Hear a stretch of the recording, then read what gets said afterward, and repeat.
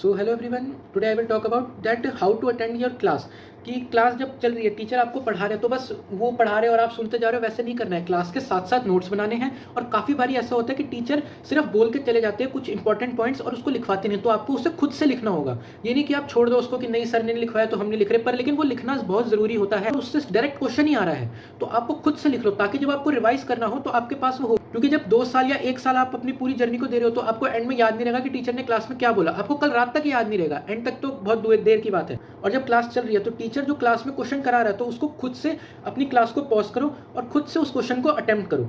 फिर वो क्वेश्चन होए ना होए, फिर आप अपनी वीडियो लेक्चर को देखो कि क्या आंसर था और कैसे उसको सॉल्व करना था। क्योंकि अगर आप खुद से पेन पेपर उठा के उसको उस वक्त सॉल्व नहीं करोगे तो आपकी क्लास करना वेस्ट हो जाएगा। तो इससे बढ़िया यही चीज़ है कि आप साथ के साथ उस नोट्स बनाएं, साथ के साथ क्वेश्चंस को लिखें। हाँ, और कई बार ऐसे हो जाता है कि काफ़ी ज़्यादा क्वेश्चंस हो जाते हैं क्लास के अंदर जिसको नोट करना बहुत मुश्किल है, तो आप सिर्फ वो क्वेश्चन लिख कर लिखो जो इंपॉर्टेंट है और जो आपसे फर्स्ट अटेम्प्ट में नहीं हुए।